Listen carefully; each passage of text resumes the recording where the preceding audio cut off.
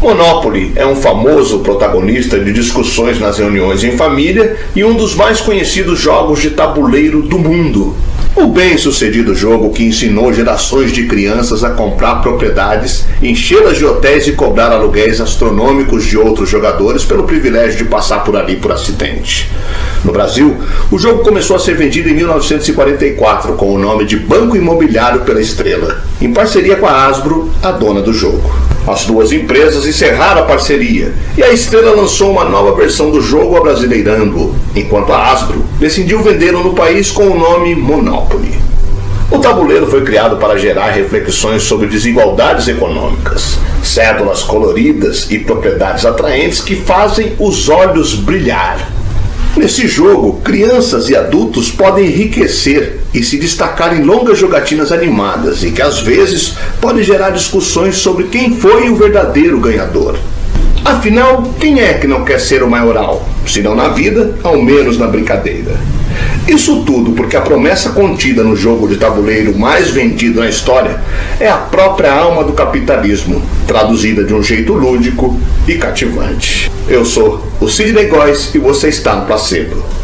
Vem comigo, que no caminho eu te explico.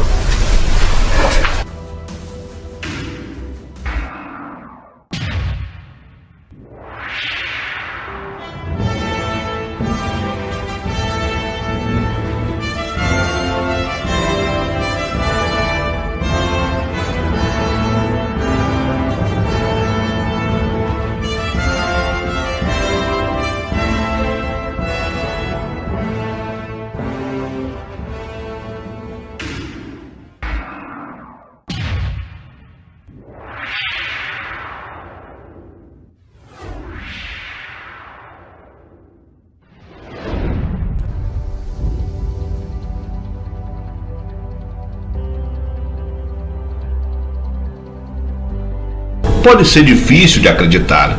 Acontece que a ideia original do jogo era diametralmente oposta. O Monopoly, com mais de 250 milhões de unidades vendidas no mundo inteiro, nasceu com o objetivo de chamar a atenção das pessoas para a desigualdade social e a ânsia acumuladora do sistema calcado na propriedade privada. A existência desse fenômeno comercial se deve ao impacto de um livro na mente e no coração de uma mulher. O livro Progresso e Pobreza, escrito pelo economista norte-americano Henry George e lançado em 1879. A mulher, Elizabeth Mead, escritora e inventora, moderna para a época, nascida em 1866 em Illinois, nos Estados Unidos. O mundo em que Mead vivia estava profundamente rachado. No final do século XIX, os Estados Unidos chafurdavam no abismo gerado pelo avanço da Segunda Revolução Industrial. De um lado, homens de cartola, bengala e bigodão ostentavam fortunas inimagináveis, vindas sobretudo da exploração do petróleo e do aço, e de outro, operários maltrapilhos, reféns de cargas horárias abusivas no chão das fábricas, sobreviviam até onde a miséria lhes permitia.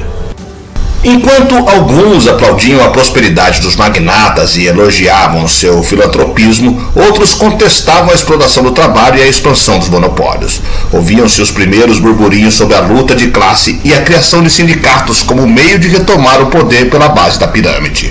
O economista Henry George estava entre os que se compadeciam da desigualdade social e se sentia na obrigação de fazer algo a respeito, e nada como um bom plano para mudar a ordem das coisas. Foi o que ele fez. No livro Progresso e Pobreza, George apresenta a teoria de single tax, um jeito eficaz, segundo ele, de combater a disparidade econômica na sociedade americana.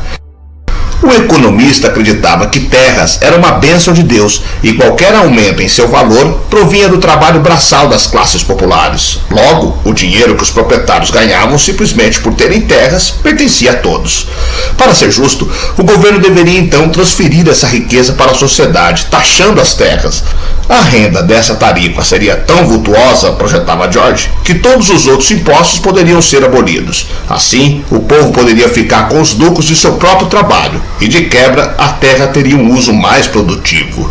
O plano acabaria aumentando a renda dos trabalhadores e evitando que proprietários acumulassem riqueza de maneira parasitária, sem fazer nada para merecer isso.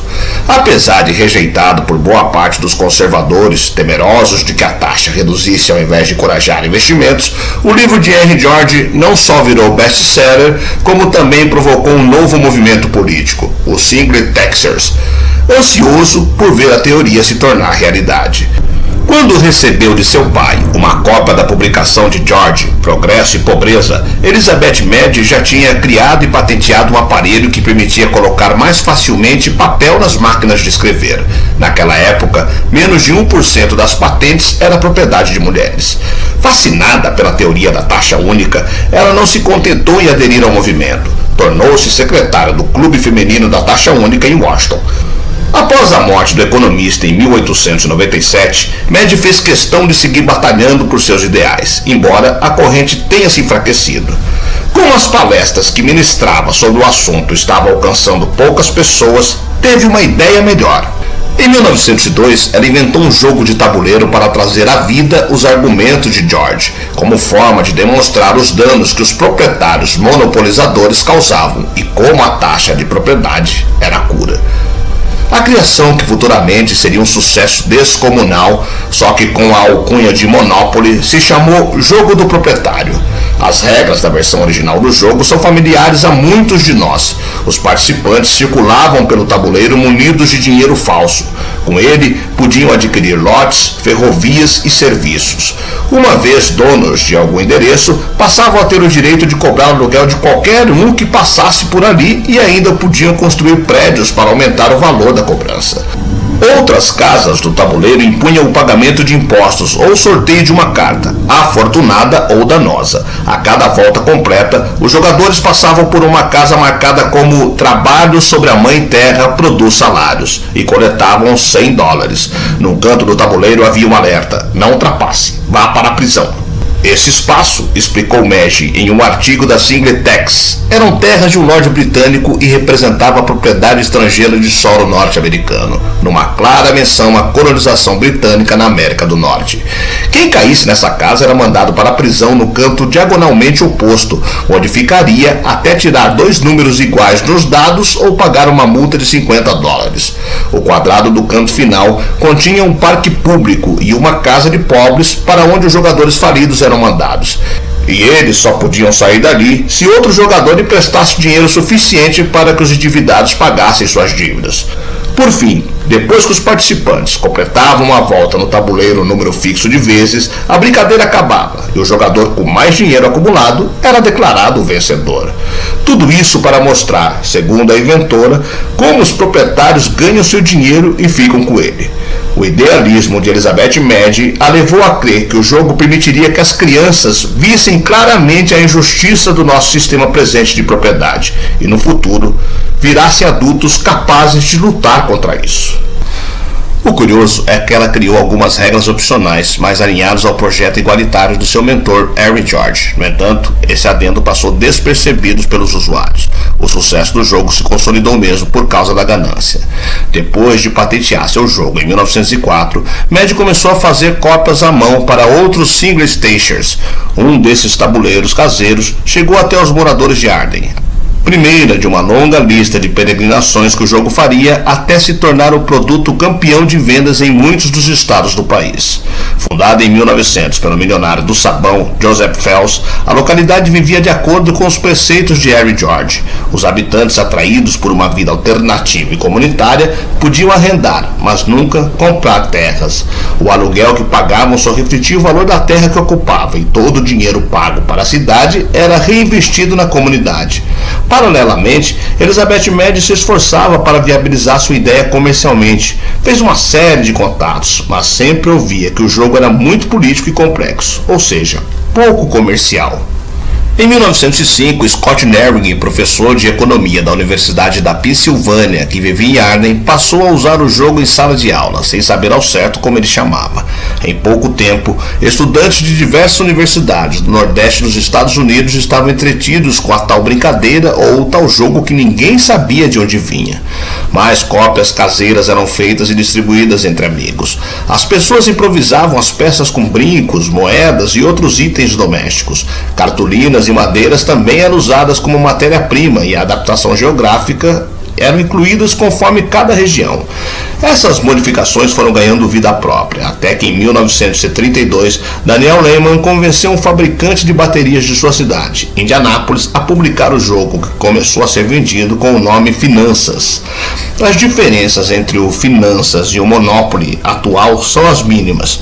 Elizabeth Mad teria passado mal ao ler a forma como o jogo, a sua própria ideologia, foi descrito na versão de Lehman, paralelo das transações de negócios modernas, e dando a todos a oportunidade de fazer fortuna. A invenção de Mad seguiu em frente, passando de mão em mão, até ser apossada em 1933 por Charles Darrow, na Filadélfia. Àquela altura, o jogo já era chamado de Monopoly. Como tantos lugares na América, a cidade fora arrasada pela Grande Depressão após a quebra da Bolsa de Nova York em 1929. E Darrow era apenas um dentre os milhares de desempregados acossados pela falta de oportunidades e de perspectivas, provocada pelo pior e mais longo período de recessão econômica do sistema capitalista no século XX. Visionário, ele pediu a um amigo cartunista que criasse um layout mais atraente para o jogo. Logo, o registrou como copyright em 1933 Charles B. Darrow e começou a produzir e vender cópias. A investida de Darrow deu tão certo que o jogo passou a ser vendido pela principal loja de departamento da Filadélfia. Em pouco tempo, as encomendas aumentaram exponencialmente. Atraída pelo sucesso do Monopoly, a Parker Brothers, uma das principais fabricantes de jogos dos Estados Unidos, comprou os direitos comerciais do jogo em 1935. Na ocasião, Darrow afirmou que ele era o único inventor, uma notória mentira que teria de ser remediada mais tarde. Naquele momento, contudo, só tinha olhos para a avalanche de pedidos. O fato é que o jogo, que simulava o enriquecimento de uns em detrimento de outros, tinha virado uma febre. Era a emoção de poder segurar pilhas de dinheiro de mentira depois de anos lutando para sobreviver com centavos? Ou talvez fosse a possibilidade de comprar e ter a propriedade numa época em que a maioria dos norte-americanos pagava aluguel. Talvez a natureza selvagem do jogo fornecesse um escape ao público. Philip Urbanis, que chegou a ser o vice-presidente da Parker Brothers, frisa que Monopoly representou um divisor de águas na indústria dos jogos. Segundo ele, a iniciativa revolucionária para a época encorajou outras empresas a fabricar mais jogos para adultos, haja vista o interesse desse público em passar uma porção de horas vidrado no tabuleiro. Lá pelas tantas, o inevitável aconteceu.